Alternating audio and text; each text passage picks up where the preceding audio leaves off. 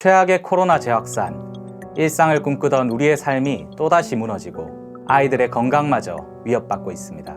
정광훈을 누가 키웠습니까? 정광훈을 누가 풀어주었습니까? 광화문을 누가 이 지경으로 만들었습니까? 국민의 생명과 안전마저 위협하는 적폐들, 우리의 생명과 안전을 위해 그들을 청산해야 합니다. 코로나도 우리를 멈출 수 없습니다. 완전한 적폐 청산과 중단 없는 사회 대개혁, 온라인 촛불로 국민의 힘을 모아 반드시 이뤄냅시다.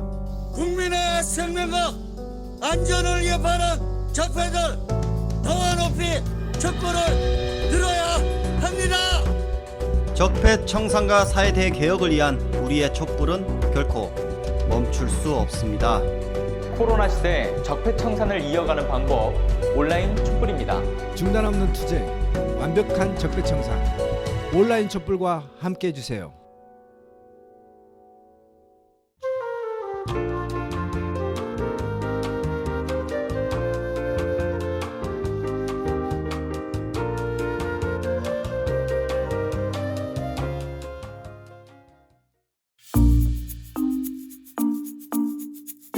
촛불 이모티콘을 준비하세요. 촛불 카운트다운이 시작되면 댓글로 온라인 촛불 파도 타기를 해주세요. SNS에 온라인 촛불 해시태그를 달아 온라인 집회를 알려주세요. 온라인 촛불 집회를 후원해주세요. 여러분의 후원이 더 알찬 촛불 집회를 만듭니다.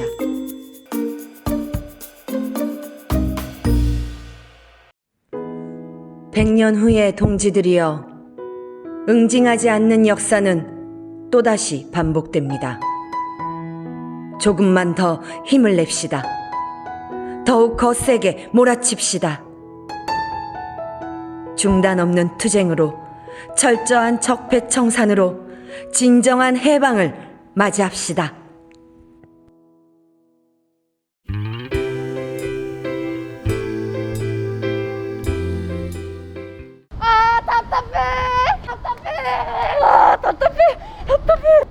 이렇게 있을 수만은 없어.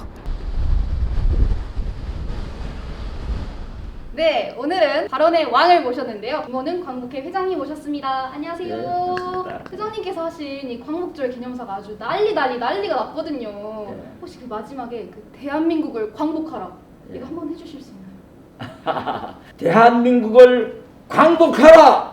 진짜 이 부분 제가 엄청 소름이 돋았거든요. 그래. 혹시 어떤 마음으로 이런 발언을 하시게 되셨나요? 제가 한 말이 당연한 얘기야.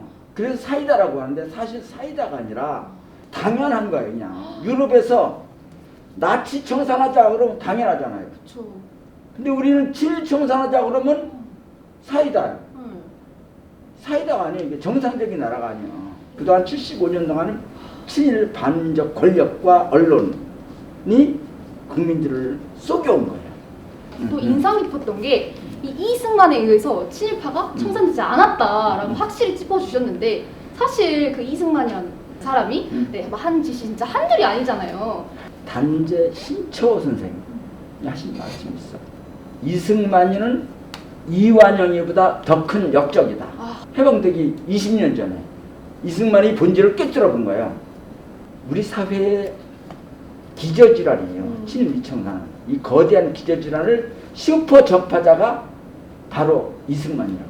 우길기가 눈부신 햇빛을 받아서 늠름하게 휘날리고 있다. 나는 조선인들이 반일 감정을 갖지 않기를 원한다. 이승만이 한 말이에요.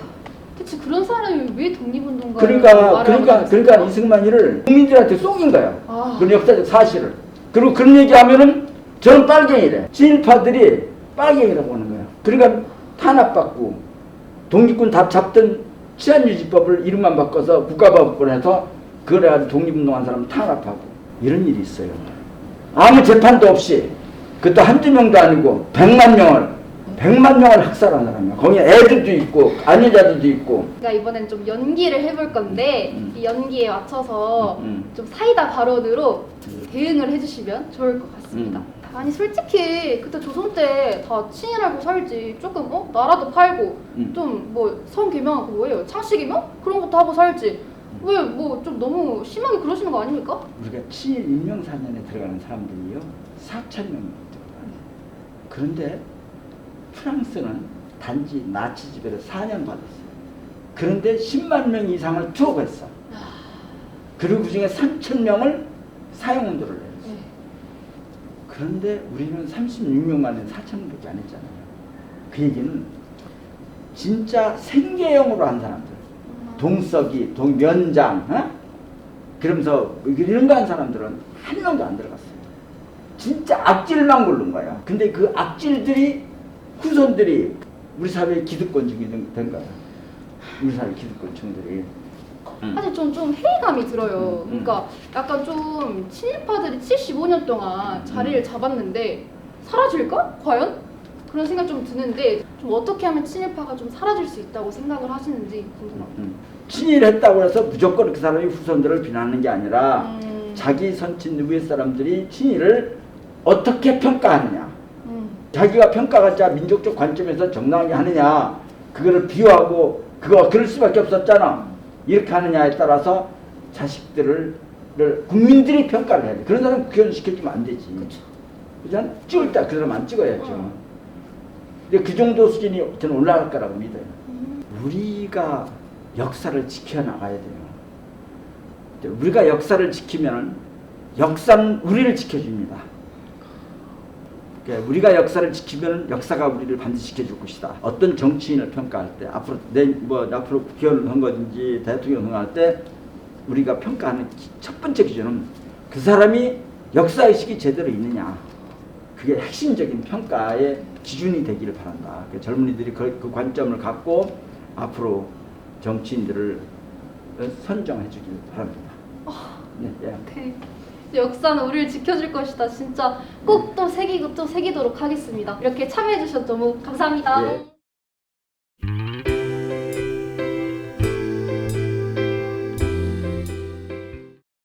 국군 창군 초기 제2연대 한 장교가 일본도를 차고 일본군 표지인 별이 붙어있는 군모를 쓰고 사병들을 훈시하고 있다. 지나가던 미군 지휘관 거펜이는 장교들은 일체 일본군도나 지휘도를 착용하지 말 것, 일본군식 내무생활이나 훈련을 시키지 말 것, 정신훈화와 같은 일본군의 잔재 금지를 명령하였다.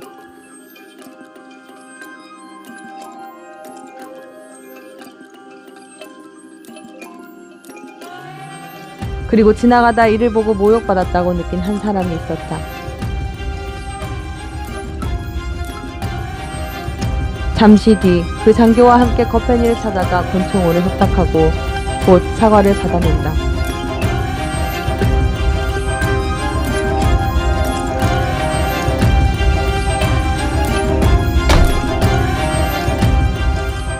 그의 이름 마스야마 다케오, 바로 이형근이었다. 그는 일제강점기 일본 육사를 졸업한 후 일본군 대위로 중국과 베트남 전선에서 복무하다가 해방을 맞는다. 국내로 돌아와 잠적하며 살던 그를 미군정에서 호출했던 것이다. 당시 국방경비대를 창설하던 미국은 일본 제국주의 군대를 위해 복무했던 사람들을 선호했다. 실전 경험이 풍부하다는 이유에서였다. 그들에겐 친일 행적 따위는 중요한 게 아니었기 때문이다. 친일을 했던 자들에게 인생 절호의 찬스가 찾아왔다. 이형근은 당시 미군정의 군사고문으로 있던 이응준의 보좌관이 되어 그의 집에서 숙식한다. 그리고 얼마 뒤 이응준의 사위가 된다.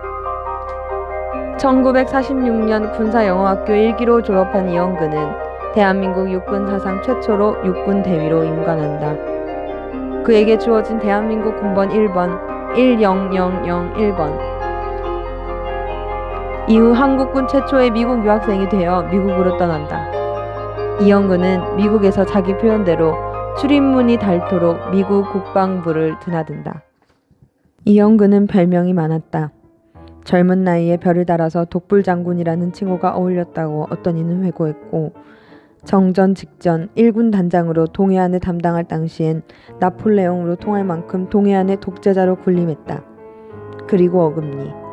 이형근은 한국군 역사상 두 번째로 사성장군, 즉 대장 계급을 탄다. 한국군 최초의 대장은 백선엽, 그리고 이형근과 정일권이 같은 날 대장으로 진급하면서 이승만 정부에서 사성장군은 3명이 유일했다. 이승만은 이형근, 정일권, 백선엽 세 사람을 내 어금니로 불렀다. 이승만의 어금니였던 이형근은 1954년 2월 초대 합참의장, 1956년 6월에는 제9대 육군 참모총장까지 두루 요직을 거친 후 1959년 8월 6일 대장으로 예편한 이후 화려한 길을 양회장과 신임 백이후 양상승들은 서로 굳은 악수로서 인사를 교환했습니다. 60년대 영국, 스웨덴, 노르웨이 등 10개국 주재대사를 지내고 76년엔 한국방공연맹 이사장을 맡고 세계방공연맹 총재를 지내기도 한다. 한국방공연맹이 바로 지금의 한국자유총연맹이다. 그리고 전두환 정권에서는 국가보위 입법회의 의원을 맡는다. 그의 화려한 친일, 친미, 방공 인생은 말년까지 이어진다.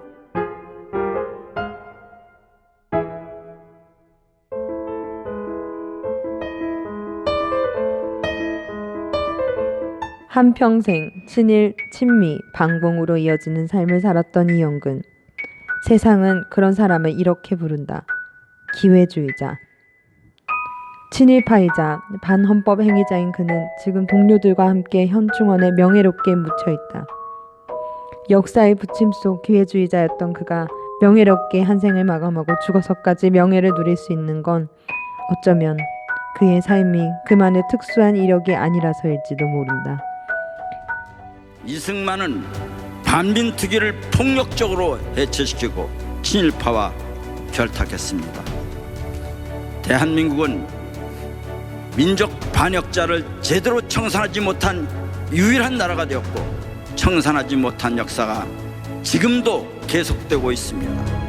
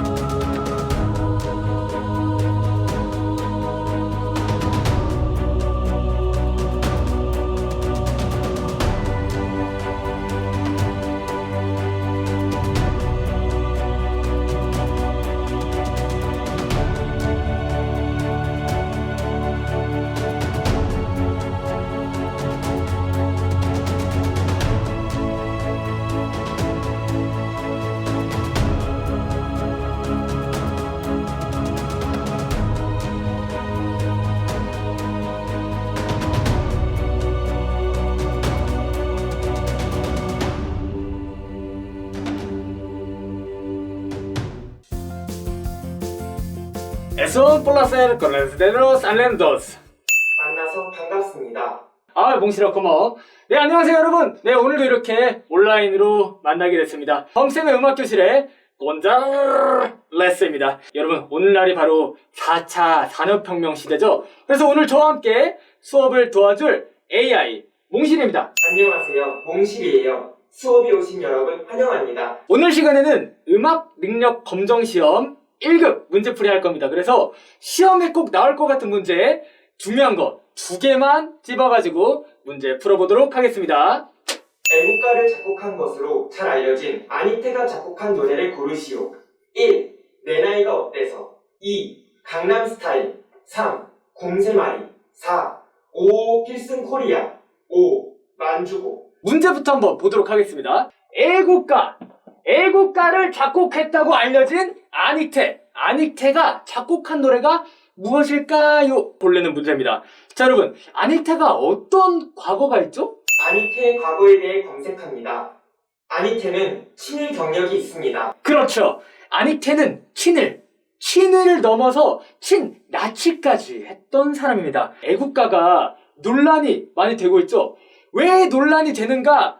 바로 우리가 부르는 애국가를 작곡한 사람이 친일파기 때문이다. 친일파라서 이렇게 논란이 되고 있는 겁니다. 친일파의 노래를 우리나라의 국가로 불러야 하는가? 안 됩니다. 네, 당연히 안 되겠죠. 네, 여러분, 옛날 일적으로 한번 가봅시다. 자, 1942년 9월 18일 저녁 7시 무렵에 그때 당시에 나치가 통치하고 있던 이 독일 베를린에선 일본이 세운 만주국 건국 10주년을 축하하는 아주 성대한 음악회가 열렸습니다.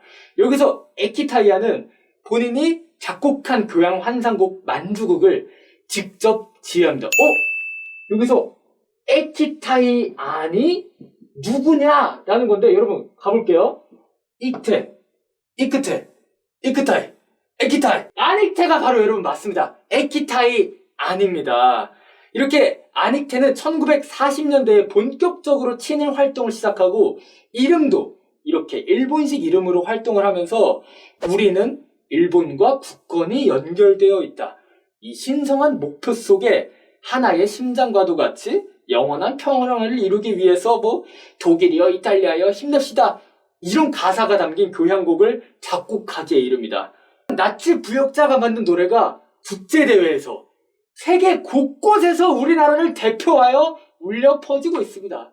여러분, 정말 부끄럽지 않습니까? 선생님, 혹시 문제풀이를 까먹으신 건 아니겠죠? 네, 진짜 까먹었네. 네, 여러분, 문제 바로 풀어볼게요. 자, 1번. 내 나이가 어때서는? 그죠. 네, 당연히 아니겠죠. 2번. 강남스타일도 마찬가지고요.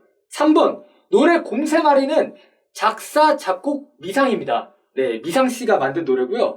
4번. 오필슨 코리아를 고르신 분들이 많은데 아닙니다. 네, 정답은 5번. 만주국이었고요. 2번. 1번 문제에서는 이것만 기억하면 되겠습니다. 자, 아닉테는 에키타이안은 나치 부역자다! 친일파다! 이 사람이 만든 노래가 애국가다! 라는 거를 기억하면 되겠습니다. 자, 바로 다음 문제 가볼게요. 다음 문제는 듣기평가입니다. 다음 국가를 듣고 가사의 의미가 가장 다른 하나를 고르시오. 1.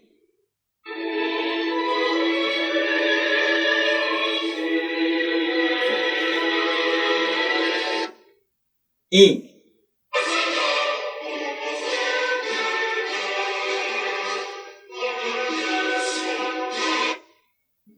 3.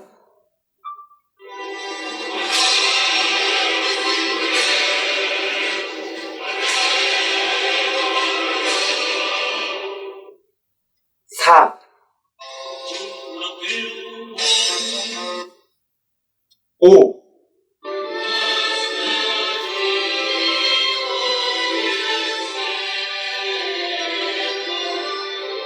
네, 여러분. 네, 보기 다 들으셨죠? 문제가 어려우셨나요?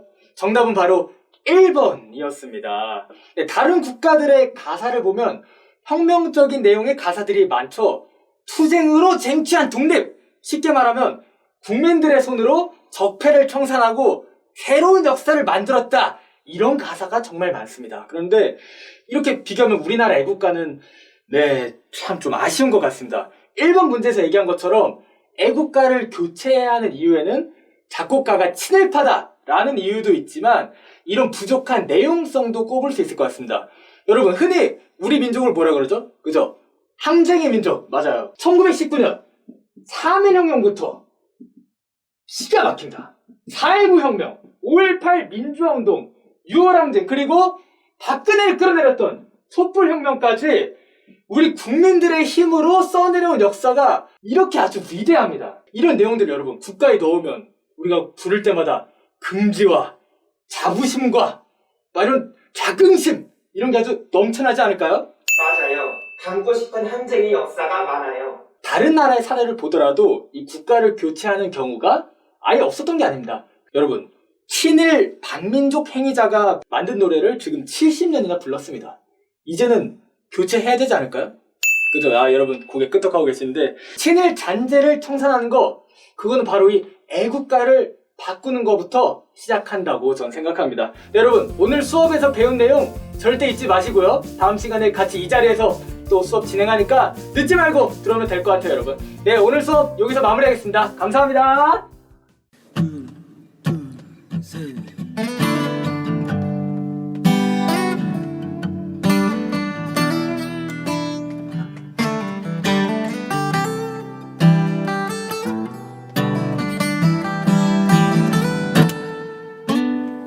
서민 걱정된다는 주어요 부동산으로 23억 벌었다죠. 주호영 23억, 주호영 23억, 주호영 23억. 나는 임차인입니다라던 윤희수.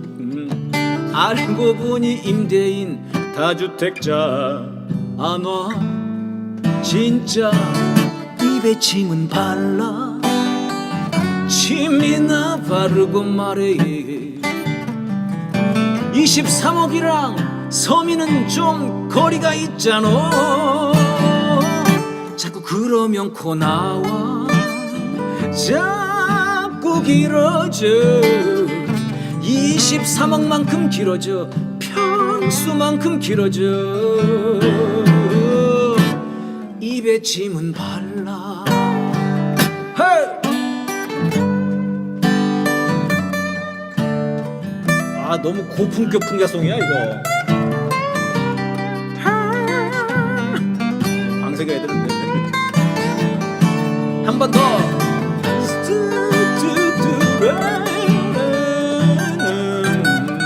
오! 침 바르는 소리예요. 자, 광화문 집회로 가겠습니다. 정광훈은 모른다는 주호영 그리고 미통당 선긋기를 나섰다죠. 그런데 어쩌나 찍은 사진이 너무 많잖아. 입에 침은 발라.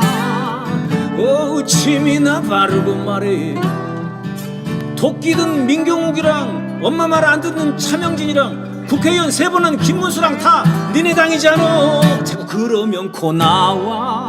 오, 자꾸 길어져. 코로나 확산 속도만큼 길어져. 걷잡을 수 없이 길어져. 입에 침은 발라. 예.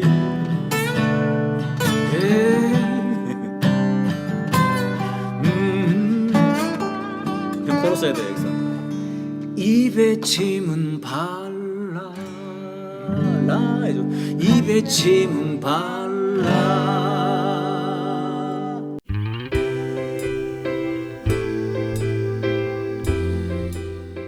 네, 불법 진료 거부 선동 최대집 고발 기자회견을 정부가 정책 추진을 보류하겠다고 한 발 물러섰음에도 불구하고 이들은 집단 행동을 강요했습니다.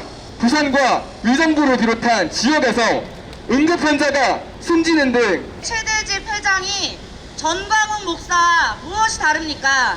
최대집은 서북청년단을 계승한다며 자유통일해방군 태극기 혁명 국민운동본부 자유개척청년단 이름만 들어도 정광훈 태극기 부대 냄새가 나지 않습니까? 의사들에게 불법 진료 거부 선동하는 이런 행위를 당장 멈추십시오. 의사들에게 본인의 의사 여하를 불문하고 일제히 진료 거부하도록 요구하였고 국민 생명 위협하는 진료 거부 중단하라! 중단하라! 중단하라! 중단하라! 자신들의 이익을 관철하기 위해서 진료 거부라는 말도 안 되는 행동을 하고 있는 의사들과 최대집 이 고발장을 계기로 해서 반드시 국민들에게 도움이 되고 생명을 책임지는 그런 진정한 의사들이 대한민국 사회를 밝게 만들어줬으면 좋겠습니다. 감사합니다. 네. 안녕하세요. 연두입니다. 요즘 미래통합당의 행보가 눈에 띄게 변하고 있습니다. 당대표 김종인이 광주 5.18 민주묘지에 참배를 하기도 했고 최근에는 당명을 또 바꿨는데요. 무려 어울리지도 않는 국민의힘이라고 바꿨습니다. 게다가 개정하는 강령에는 민주화 운동정신, 약자와 동행과 같은 말을 써대며 국민을 농락하고 눈속임을 시도하고 있습니다. 이전과 다른 격한 좌클릭 행보는 내년 서울시장 선거를 앞두고 곤두박질 치는 당의 이미지를 쇄신해 중도층을 사로잡으려는 전략으로 보이는데요. 이제 다음 차례는 중도로 보이는 인물을 영입해 띄워주다가 후보로 내세우지 않을까 싶어요. 물론 그 영입 대상도 중도의 탈을 쓴 적폐겠지만요. 하지만 당원 모두가 같은 생각은 아닌가 봅니다.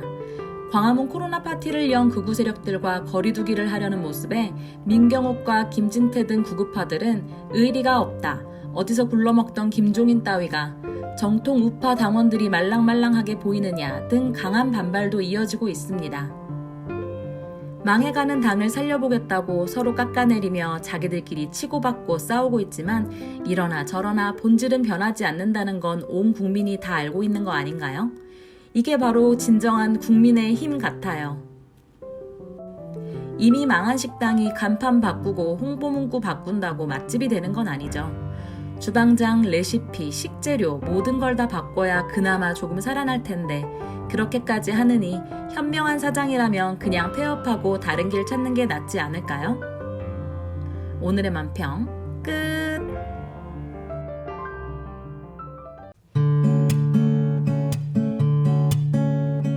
요즘 밖에 나갈 수도 없고 친구들과 밥도 못 먹는데 너는 어때? 휴, 요새 좀 살만하니? 광화문 가봤니? 아니? 무서워서 광화문을 갈 수가 없어. 정광훈, 차명진, 주옥순 전부 다 거기 갔다 확진됐잖아. 그 걔는 그럴 거면 거기 왜 나간 거야? 몰라. 국민들 목숨이 위험한데도 자기 밥그릇만 관심 있나 봐. 미통당은 정광훈을 지원해놓고 이제 와 꼬리 자르더라.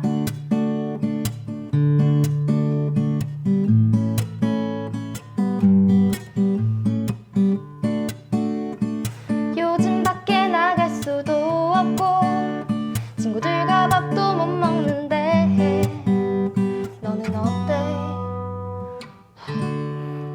요새 좀 살만하니? 마스크 없이 걷고 싶어. 나도.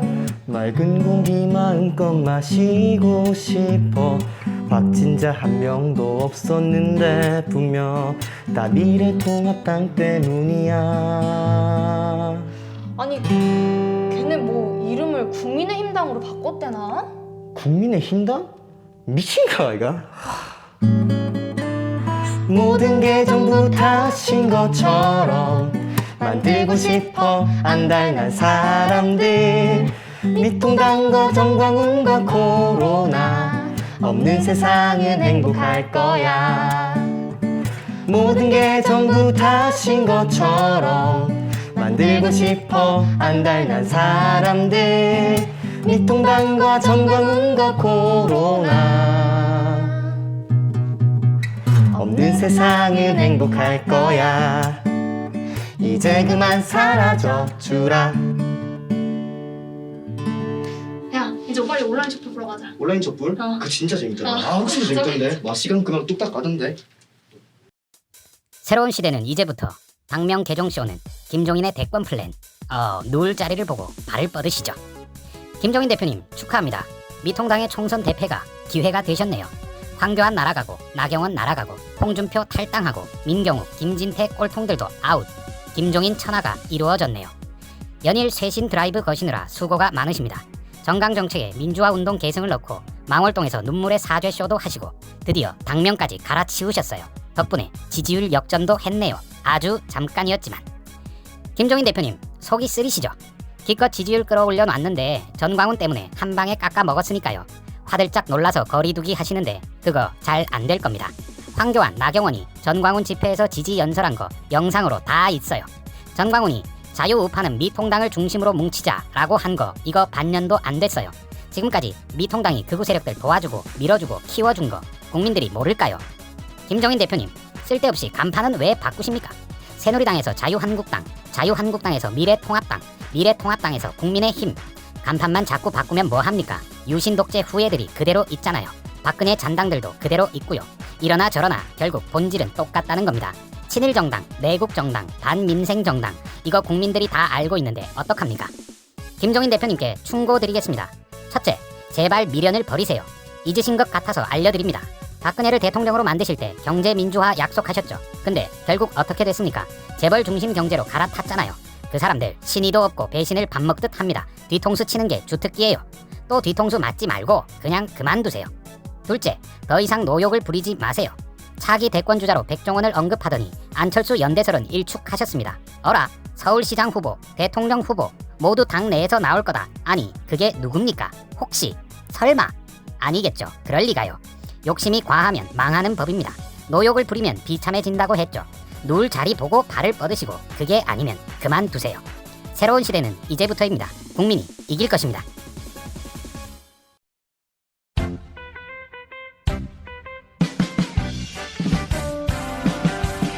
주호영, 정광훈, 김종인, 주옥순, 박형순, 조중동, 차명진, 홍문표 서로 생긴 모습은 달라도 니들은 모두 적폐.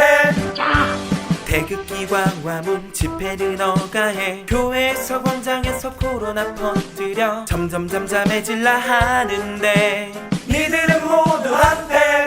적폐 울랄랄라 불리해질라니 손절을 하고 미래통합당 결국 한패고 집회 참석자만 해도 스르륵해 진태명, 진경욱, 홍문표까지 미래통합당 미래통합당 광운이랑 대칭 같아 보이던데 미래통합당 적폐들은 모두 한패. 지금부터 온라인 촛불 파도 타기를 시작합니다. 댓글창에 촛불 이모티콘을 달아주세요. 5, 4, 3, 2, 1.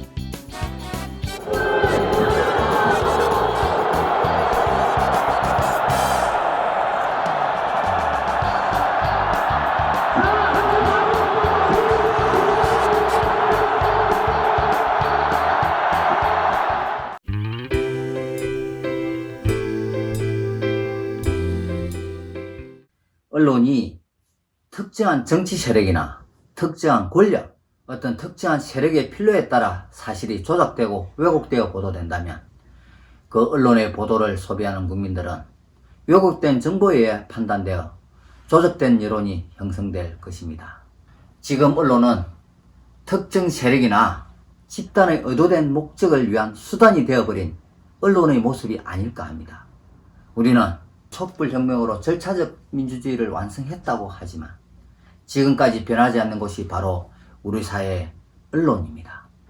그 중에서도 조중동 신문 그리고 그들이 운영하는 종편 채널이 언론으로서 신문 방송의 역할을 제대로 하는지에 대해 다수의 국민들은 동의하지 못할 것입니다. 그동안 언론 행태는 제쳐두고서라도 지금 현재에도 코로나19로 인한 유례없는 혼란을 겪고 있는 속에서도 가짜뉴스로 혼란을 부추기고 검증되지 않는 사실을 확대 재생산해서 퍼뜨리고 있는 실정입니다. 표현의 자유를 내세워 왜곡된 보도를 해도 어떠한 책임을 지지 않고 어떠한 법적인 규제나 처벌을 받지 않는다는 사실입니다. 언론의 자유는 공적인 책임이 바탕된 자유일 것입니다. 왜곡된 보도에 대한 객관적인 사실이 무수히 드러났음에도 조중동 신문 방송은 어떠한 규제나 제재를 받지 않고 있다는 것입니다. 방송통신위원회에서는 채널A 그리고 TV조선 종편 채널에 대해 조건부 승인을 했습니다.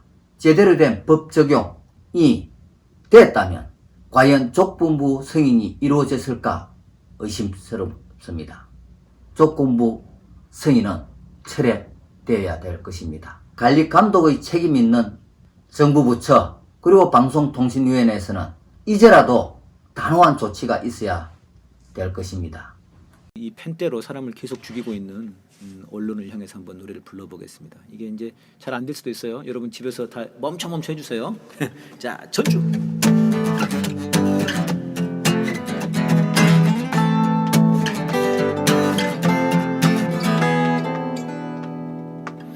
너희들의 펜과 카메라는 칼이다 총이다 살인 무기다 사람 목숨 하나쯤 우습게 죽이는 무기다 살인 무기다 그 끔찍한 펜대를 이제 멈춰 그 끔찍한 카메라를 이제 멈춰 양심이라는 게 있다면 카메라를 돌려 너희들을 향하게 해 그 앵글에 붙은 수없이 많은 죽음을 세어봐.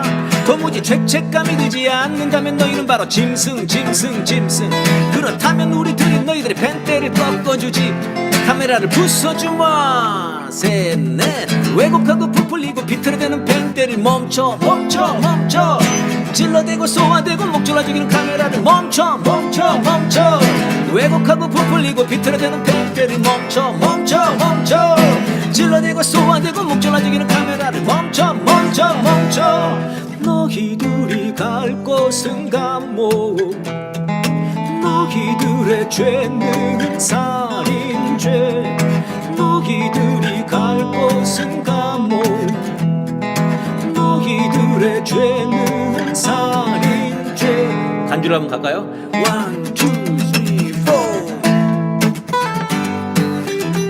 언론개혁의 마음을 담아서 조선일보 방사장에게 쏜다는 생각으로다가 좋네.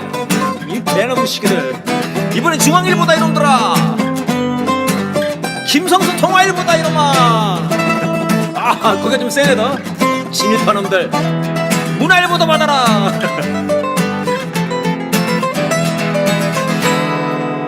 그 끔찍한 펜대를 이제 멈춰. 그 끔찍한 카메라를 이제 멈춰.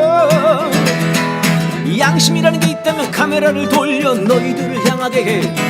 그 앵글에 붙은 수없이 많은 죽음을 세어봐. 도무지 죄책감이 들지 않는다면 너희는 바로 짐승.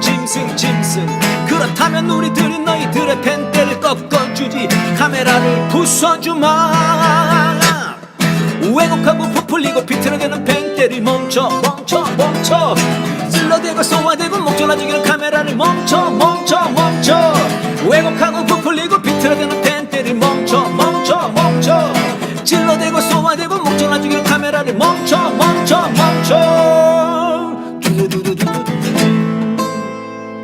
후줄로 한번 가? 아니야. 다 죽였어. 다 죽었어. 멈춰 이제.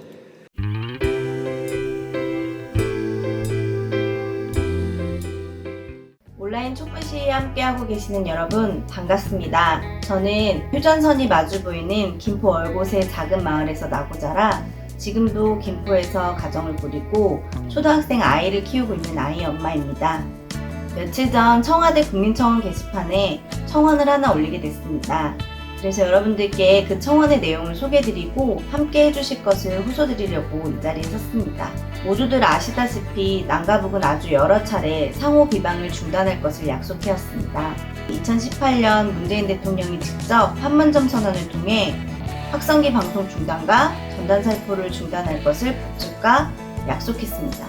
그러나 그 후에도 전단 살포는 계속되고 있습니다. 국민의 60%, 경기도민의 71%가 대북전단 살포에 반대하며 대북전단 살포 금지법을 제정할 것을 요구하고 있습니다. 그러나 국회는 국민의 요구하는 반대로 이 법안을 국회에서 표류시키고 있습니다. 이번 9월 정기국회에서 통과되기를 학수고대했던 이 법안이 지난 8월 3일 국회 외통위에서 국민의힘과 일부 야당의 반대로 안건조정위원회가 구성되었고 최대 90일간 이 법안을 다시 논의하게 된다고 합니다. 길어지는 논의 기간 동안 적경지역 주민들은 또다시 안전을 위협받고 불안을 떨 수밖에 없습니다. 군사적 충돌 위기가 있으면 모든 생업을 접고 대피를 해야 하기도 합니다. 원나라 이야기 같지만 불과 6년 전인 2014년에는 이 대북전단 때문에 경기도 연천에서 남과 북 사이에 총격전이 일어났고 그때도 모든 생업을 접고 적경지역 주민들은 대피를 해야 했습니다. 적경지역 주민들은 대북전단 살포 금지법의 통과를 손꼽아 기다리고 있습니다. 국회는 지체 말고 대북전단 살포 금지법을 제정해야 합니다. 정부도 손 놓고 국회의 법안 제정을 기다릴 것이 아니라 할 수 있는 모든 노력을 기울여야 합니다. 그러기 위해서 먼저 정부는 직접 경기도 이외의 적경지역에서도 대북전단 살포가 금지될 수 있도록 행정명령을 내려야 합니다. 그래서 저는 청와대 국민청원 게시판에 적경지역 전역에서의 대북전단 살포를 금지하는 행정명령을 내릴 것을 청원했습니다. 함께 해주시는 많은 촛불시민 여러분, 이 청원에 동참해 주시기를 간곡히 호소드립니다. 감사합니다. 살포하는 탈북단체 해산하라! 경기도 연천에 살고 있는 대학생입니다. 연천은 38선보다 위에 위치해 있어서 흔히 접경지역이라고 불리는 곳입니다. 남과 북을 흐르는 임진강에서 물놀이를 하고 민통선 안에서 부모님은 농사를 지으시며 살아왔던 제 고향이었습니다. 전단을 130만 장 이상 살포했고 이에 북은 그 대북 전단을 막기 위해서 포를 쏘다가 그게 민간 지역까지 날라온 것이었습니다. 그렇기에 대북 전단을 날리는 사람들, 인권이란 탈을 쓴 채 이 접경지역 주민들이 맘 편히 살아가야 할 기본권을 빼앗고 자신들의 이익을 위해서 대북 전단 날리는 탈북자 단체를 더 이상 대북 전단 날릴 수 없도록 막아야 합니다. 접경지 주민들은 이 대북 전단이라는 말만 나와도 그때의 기억이 되살아나는 듯 정말 두렵습니다. 대북 전단이 전쟁 위기를 불러온다는 것도 명확히 알고 있습니다. 우리 접경지역의 주민들의 삶을 지켜주세요. 대북 전단을 살포를 막아주시기 바랍니다. 한반도 평화 위협하는 탈북단체 해산하라! 해산하라! 해산하라! 해산하라!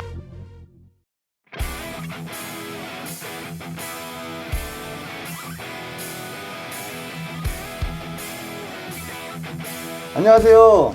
안녕하세요. 진짜 오랜만에 뵙네요. 그러게요. 그동안 이 코로나 준 3단계 격상되면서 정말 많은 일이 있었는데요. 정말 마스크를 제 몸처럼 달고 살았습니다. 맞아요. 그리고 전광훈 광화문 집회 이후에 확진자가 엄청 늘어가지고요. 온 나라가 거의 마비 상태가 됐고 엄청 답답했습니다. 그나저나 뭘 쓰고 오신 거예요 도대체? 이 안경은 제가 이제 코로나를 막 전국으로 퍼뜨렸던 이 정광훈과 적폐 세력에 대한 분노와 비가 오잖아요. 정말 우기에 가까울 정도로. 그래서 우리 국민들이 참 마음이 우울하고 심란하실 것 같아서 그 마음에 조금이라도 웃음을 드리고자 준비한 수경입니다. 정광훈 그리고 태극기 부대 국민의 짐이 코로나를 막 퍼뜨리고 다녔잖아요. 저희가 그래서 기다리고 기대하던 그 집회도 이렇게 미뤄진 거 아니겠습니까? 예, 연기됐습니다. 아무래도 이놈들의 작전 계획이 전 국민에게 코로나를 양성화하는 게 아닌가 좀 의심이 되네요. 그럼에도 불구하고 21대 정기국회가 개원을 했습니다. 적폐청산과 개혁을 판가름하는 중요한 전장, 저희에게 구체적인 작전 계획이 필요할 것 같아요. 일단은 공수처부터 출범해야 합니다. 홍석현 회장하고 윤석열 검찰총장 인사동 한 술집에서 몰래 만났다는 속보 들어보셨죠? 까도 또 나오는 이런 범죄 의혹들 전부 외면하고 있는 윤석열. 우리 국민들의 힘으로 공수처 출범 반드시 이뤄냅시다. 옳습니다. 윤석열 사태, 검찰개혁 정말 생각만 해도 빠릿한데 그간에 이제 고구마가 사라지는 것 같아요. 사이다 한 잔 또 한번 해볼까요? 가슴이 뻥 뚫린다 사이다. 두 번째 작전 계획도 준비하셨다고 들었습니다. 분단 세력을 제압하고 평화를 지키기 위해서도 21대 국회의 역할 정말 중요합니다. 판문점 이후에 굉장히 사실 우리 남북관계가 좋았는데 그게 삐라 이 몇천 장 굳이 날려서 우리가 지난해 쌓아온 성과가 이렇게 막 한 번에 무너지는 그 장면이 너무 화가 나더라고요. 지금 남북관계 전환을 위해서요. 대북전단 살포 금지법이 아주 시급합니다. 국회에서도 이미 법안 발의가 몇 번 됐는데 지금 그 국민의 짐인지 국민 위험인지 반대를 해가지고요. 지금 아주 정지돼 있는 상태예요. 저도 정말 대북 삐라 살포 금지법에 적극 찬성합니다. 또 어찌 보면 이게 박상을 위해서도 굉장히 좋은 일이라고 할 수 있습니다. 그럴까요? 그 관상학적으로 보면은 얼굴에 굉장히 복이 없는 상이래요. 그건 맞죠. 나중에 비참한 말로를 맞을 상이라고. 모두의 평화를 위한 대북비라 살포 금지법 아주 시급하다고 봅니다.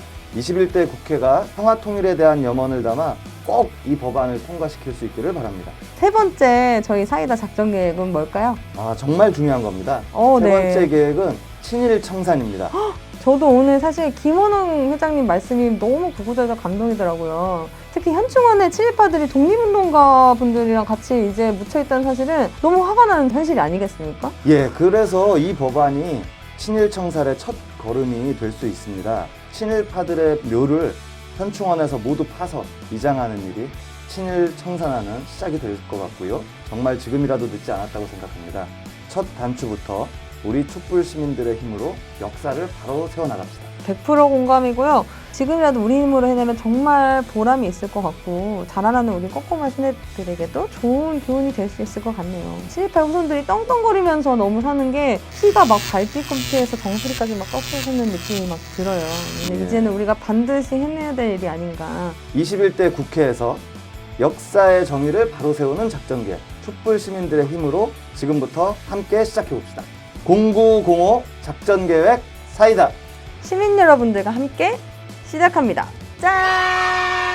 가슴이 뻥 뚫린다 사이다 40년 후의 동지들이여, 망월의 밤이 깊어갑니다. 우리는 민주주의를 위하여 목숨을 걸고 싸웠습니다. 우리가 못다 이루었고 여러분들께 부탁드립니다. 중단 없는 투쟁으로, 철저한 적폐청산으로 민주주의를 완성합시다.